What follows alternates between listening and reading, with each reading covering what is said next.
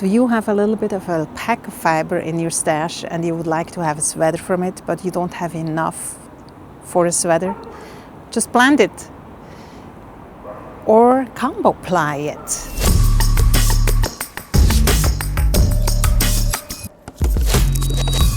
Let's hand spin and knit an alpaca blend sweater together. Always when I come up to the terrace to record, the bell starts ringing. I'm sorry. If you have never spun alpaca, you definitely should. I had some comments that said, I never spun alpaca. You have to spin alpaca. It's not even so hard to get. They basically live everywhere. I have friends in Sweden that have alpacas, and I have friends in Switzerland that have alpacas. And they seem happy anywhere. It's not hard to get alpaca fiber. Alpaca fiber is very soft and it's nice to make sweaters from it. And you can make 100% alpaca sweater. It might sag after a while. Maybe you care about this, maybe not. But you can also blend it with wool and it's still soft and you have a little bit of memory and bounce in your sweater through the wool. The whole idea to this project started with this short video I uploaded late at night a few days ago. Should I make a short or spin this alpaca? I'm gonna spin. Oh yeah. It was one of the worst performing shorts I've made. It's basically, I mean, at least 100 people looked at it, probably for 3 seconds or so. But it was a really bad thing. I wonder why. Before we get spinning, let's talk about alpaca fiber first a little bit. Since this is an alpaca blend project. Alpaca is a camelid and its fiber is hollow, like all camelids. I'm pretty sure it's all of them. Which makes the fiber extremely warm and insulated. When it's hot, the fiber contracts. So it's less insulated, and when it's cold, the fiber blows up, so there is more air trapped in each single hair. I think this is just amazing. The cousins to alpaca are llamas, vicuñas, guanacos, and llama, vicuña, guanaco. I think that's it. I do have llama fiber too, and I have guanaco fiber, which is very precious. I have 50 grams of that, and I still have to think about a concept for it. And I don't have vicuña fiber, which is extremely expensive. It's like as expensive as gold, actually.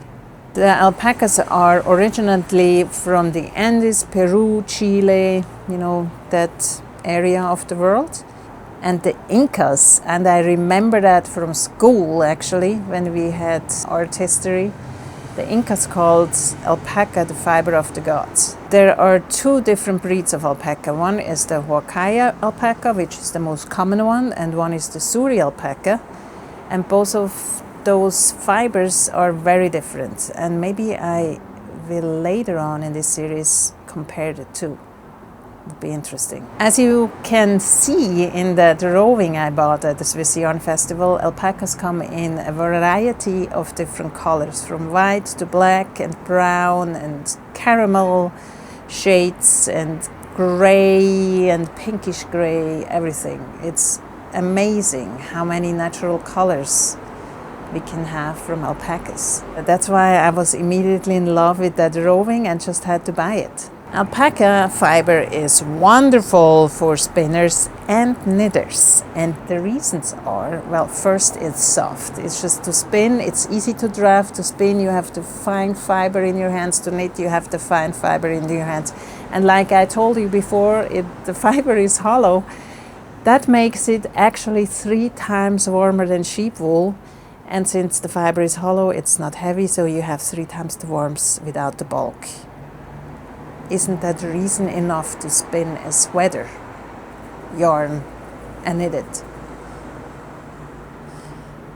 However, alpaca fiber has no memory. It doesn't bounce back, it's not elastic.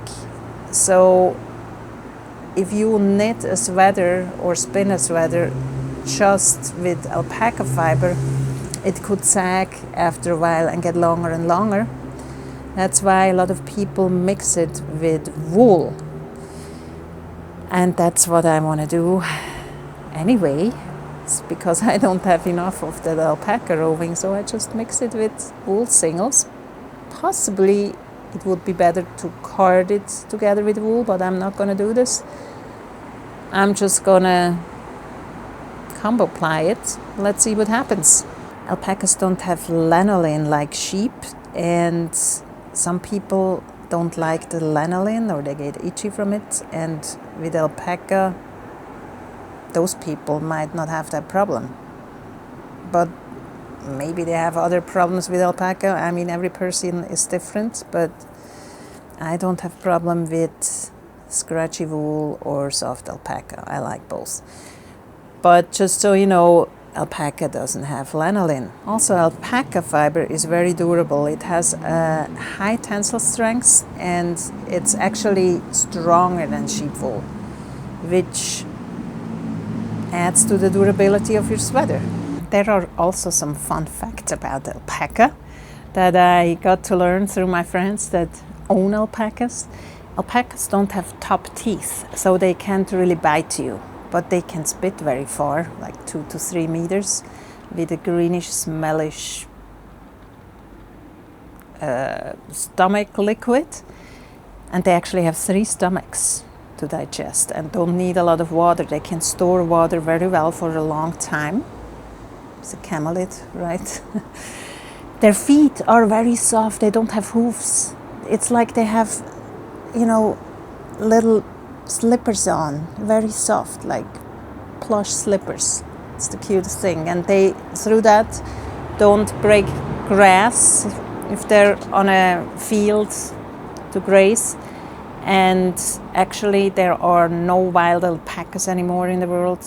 All the alpacas that exist are farm animals. And they're very clean. Like when you're on a field of alpaca, they don't poop throughout the whole field. They have spots where they pile up their poop, very orderly, and you can just go there with a shovel and put it away. It's amazing. Can't think of anything else. They make a humming sound. Like when they're happy and communicate with each other, they're humming. I don't have alpacas, so I'm not a super expert, but that's the things I can share with you. There is a channel. She has alpacas and, you know, has alpacas that gave birth to baby alpacas and makes all alpaca stuff. It's this channel. I also give the link below.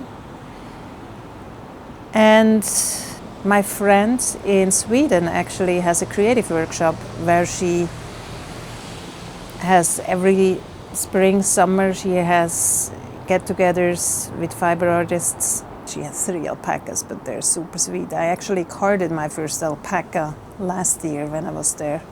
This is her creative farm, and I also put the link in the description. If you want to go to Sweden, it's wonderful there. I wish I could go back there every year, but maybe soon, I don't know. If you want to see how I carded my first alpaca last year in Sweden on that farm I just recommended to you, you can watch this video. So the plan is I take those 150 grams of alpaca roving, make 3 singles of it, and ply each single with 2 other fiber blends to get 3 skeins, each 150 grams, which is 450 grams, which should be enough for a short-sleeved sweater that's kind of fitted. And if I don't have enough, or if I can't make my sweater fitted because the final yarn will be too drapey, alpaca, I can always spin more. I'll find something that fits. All that being said, I think it's a perfect fiber to start a sweater project. So if you have a little bit of that alpaca fiber and would like to make a sweater out of it, I suggest you go to this playlist and spin and knit with me through the whole process till you have your sweater. Thank you so much for watching, and I hope I hear from you and get to know you during this process. Bye. Should I make a short or spin this alpaca? I'm gonna spin. Oh yeah.